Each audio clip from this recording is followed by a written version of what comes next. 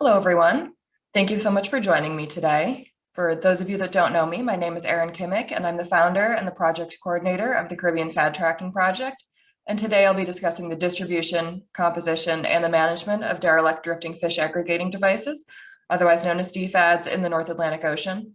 And for the sake of your viewing, I will be turning off the camera until the conclusion of this presentation.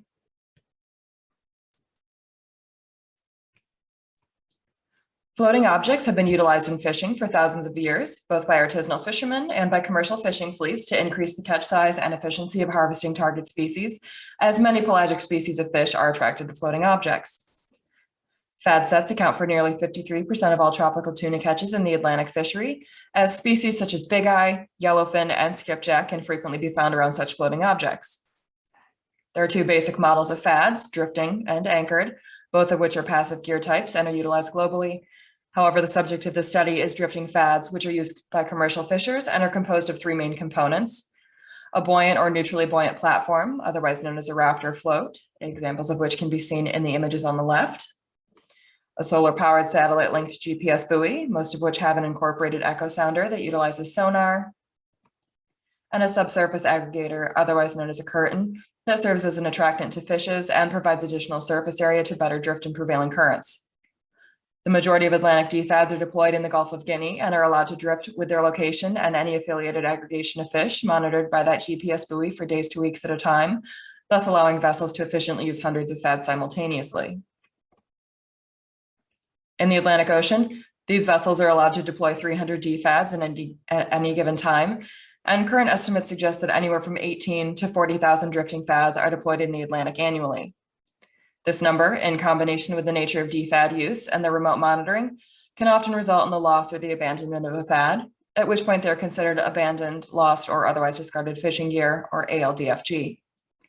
Roughly 1/3 of all deployed dFADs become ALDFG, and approximately 10 to 22% of all dFAD deployments eventually end in a beaching event, either along a shoreline or on benthos.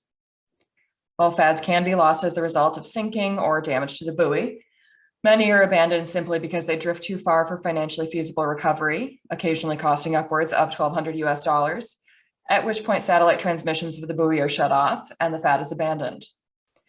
There are, of course, numerous risks imposed by such derelict FADs, including, but not limited to, megafauna entanglement, navigational hazards, the introduction of micro and macroplastics, as well as damage to benthic, pelagic, and coastal ecosystems.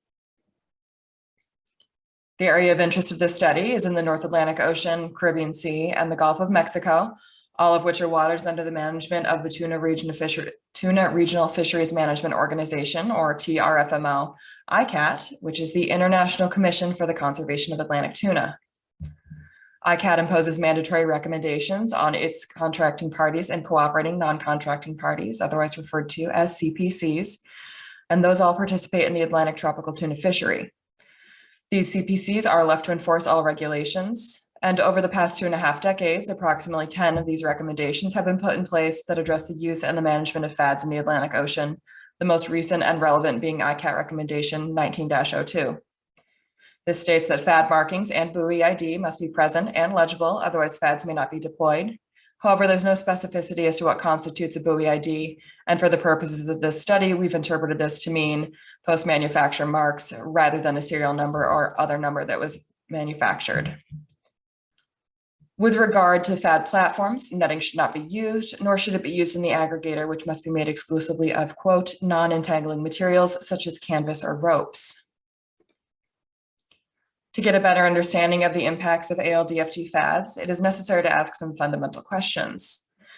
Where are these beaching events occurring?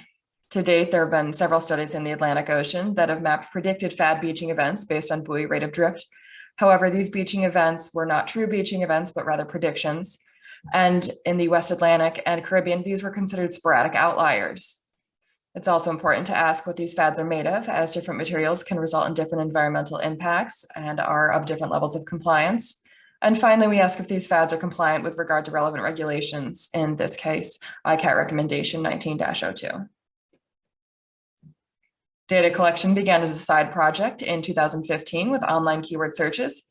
And in May of 2019, the Caribbean Fad Tracking Project was established to serve as a centralized reporting platform for derelict FADs in the North Atlantic Ocean and Greater Caribbean region, and the CFTP began soliciting reports from the public, as well as from conservation organizations and citizen scientists. Reports are collected via Google survey, email, and on the Caribbean Fad Tracking Facebook page. And individuals that found dFADs were asked to include the find date, the location of the fad as specifically as possible, and a photograph of the fad. Compliance of reported fads was determined through analysis of these photographs, and any fad that was not photographed was not included in any subsequent statistical analysis. Fads were considered non-compliant if the raft had a net cover or aggregator, or if its post-manufacture markings on the buoy were not legible in any way, including partially illegible, absent, or worn off in entirety. Those that were identified as of uncertain compliance were designated as such due to insufficient photographs as a result of poor lighting or poor image quality. In total, 294 fads were reported to the CFTP, dating from May of 1999 to September of 2021, although we are still actively collecting reports, and that figure does exceed 300 reports as of today. Reports originated in 27 countries, and 65 fads were reported as having beached in national and state parks in the US, as well as in marine protected areas and other conservation regions where commercial fishing is restricted, if not outright prohibited. The map on the left depicts distribution of all fads in yellow, with red and blue arrows representing the direction and the temperature of prevailing currents, green regions representing United States state and national parks, and the orange and pale blue regions indicating protected conservation areas and MPAs in the Caribbean. Fad raft composition changed significantly over time, as seen in the table on the right, and fads composed of synthetic materials were dominant, and the use of bamboo has decreased in recent years. An asterisk in the table in the right-hand column indicates significance, and direction of change is indicated by the direction of the adjacent arrow. 51% of dFAD rafts were non-compliant, having either a net cover or a net aggregator. And of the 136 buoys that had a post-manufacture mark, 97 were legible. However, only 26 fads can be tentatively attributed to a deploying vessel based on post-manufacture markings, despite the majority of buoys being compliant. In total, 102, or roughly 46% of photographed dFADs were non-compliant in some regard to ICAT recommendation 19-02, several of which are photographed on the right. The number of buoys that were compliant, non-compliant, and of uncertain compliance changed significantly over time, as seen in the p-values in the table below. Once again, an asterisk indicates significance, and the direction of the arrow indicates direction of change over time. Moving into what this means, we know, as I said, there's anywhere from 18 to 40,000 dFADs deployed annually in the Atlantic, and only 10% are recovered every year, adding to the total number of fads that remain adrift. Approximately 10 to 22% of all deployed dFADs in the Atlantic Ocean eventually beach, resulting in an estimated 1,800 to 8,800 dFADs washing up on Atlantic coastlines every year. Combined estimates suggest that fads reported to the CFTP account for only 0.5 to 6.6% of the total number of dFADs that beach annually in the Atlantic, not accounting for those fads that remain adrift from previous years. Despite over half of reported fads being compliant, less than 9% can be tentatively attributed to a deploying vessel at this time.